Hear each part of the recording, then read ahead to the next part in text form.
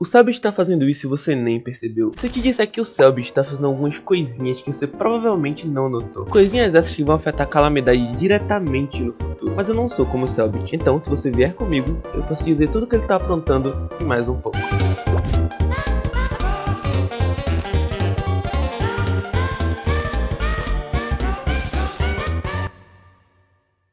Muito bom dia, eu sou o Mogli, um dos anfitriões desse canal. E antes desse vídeo começar, eu quero pedir pra você deixar o like aqui, porque o like ajuda muito a gente a continuar e faz com que esse vídeo seja recomendado pra mais pessoas. Já deu like? Então acho que eu posso começar a falar o que eu vim falar aqui.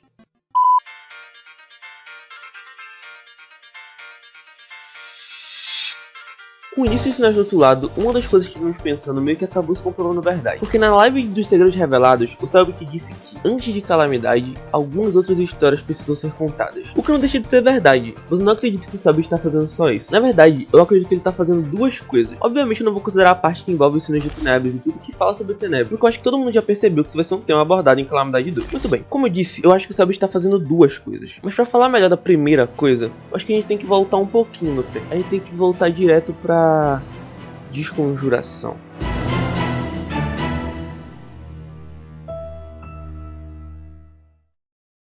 O Gal se tornou marcado no dia em que encontrou vocês. Foi uma frase que a Seta das Máscaras disse no cemitério, antes de levarem o Joey com elas. Mas o que exatamente isso quer dizer? O que foi que aconteceu pro Gal se tornar um marcado?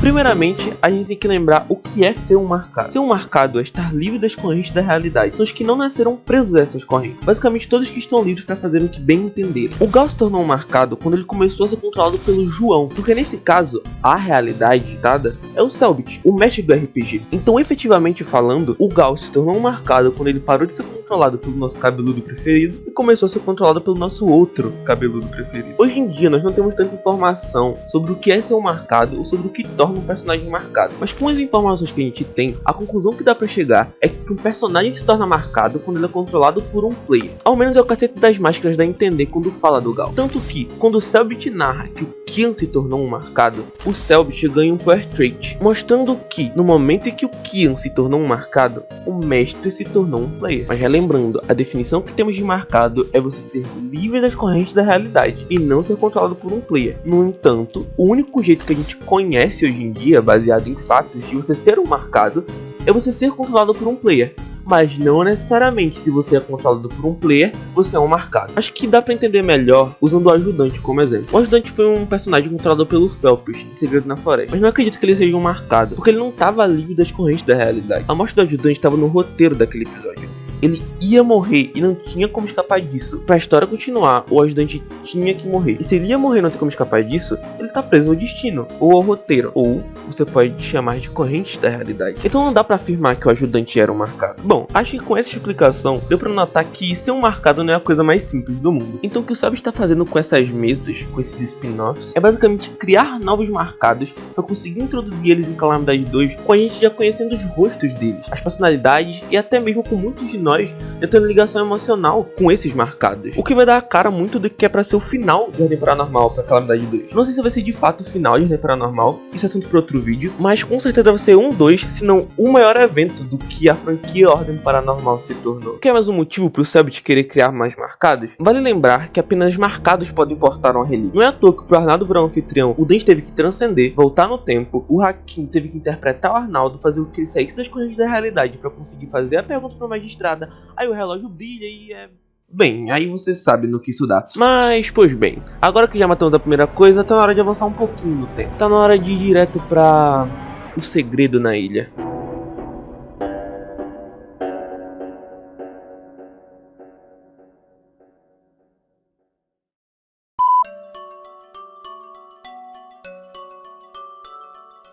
Outra coisa que eu acredito que o Selbit está fazendo, falando da parte técnica, é usando os spin-offs para evoluir o RPG. Por exemplo, em Segredo na Ilha, a gente viu uma evolução técnica clara no tabletop. Os personagens respiravam, piscavam os olhos, o cabelo da Melis se mexia. Isso é uma coisa que com certeza vai estar em Calamidade 2, até porque foi usado também em Sinais do Outro Lado. Falando em Sinais do Outro Lado, é outra mesa que trouxe uma evolução técnica gigantesca para a Ordem Paranormal. na minha opinião, a maior evolução técnica que tivemos até hoje. O tabuleiro tá em 3D, mas uma coisa importante que precisa ser citada é que qualquer evolução técnica pode acarretar em problemas técnicos. Lembrando de Segredo na Ilha, como o tabuleiro agora estava diferente, já que tinham animações, não só animações dos personagens, mas animação de chuva na tela, por exemplo, na icônica cena do Miguel, o chão sumiu. E o Sabit explicou na live que foi a animação de chuva, né, na tela que empurrou o tabuleiro. E eu acho que se formos falar de sinais do outro lado, todo mundo lembra que no primeiro episódio tiveram muitos problemas técnicos, principalmente falando das câmeras. O tabuleiro 3D deu alguma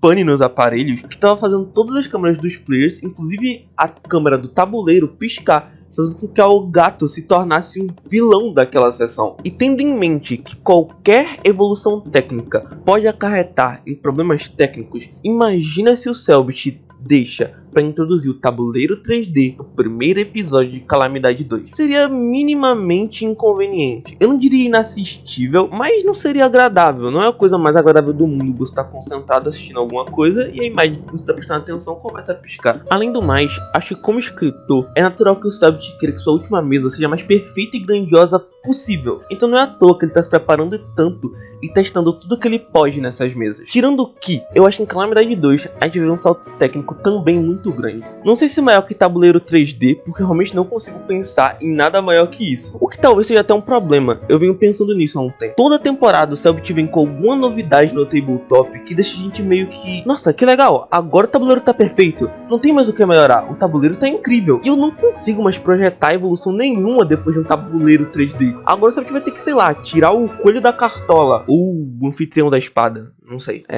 E que vem a Calamidade parte 2. Tô ansioso pra essa temporada, tô bem hypado. Mas e aí, o que é que você acha do que eu falei? Você acha que realmente o Cellbit está criando novos marcadas pra introduzir na parte 2 de Calamidade? Pode deixar aí nos comentários. Não esqueça de deixar o like nesse vídeo, porque você não sabe o quanto isso ajuda a gente. Então me faz o favor de se inscrever no canal se você quiser ver mais vídeos como esse. E bom, é isso que eu tinha pra dizer. Espero te ver no próximo vídeo e tchau!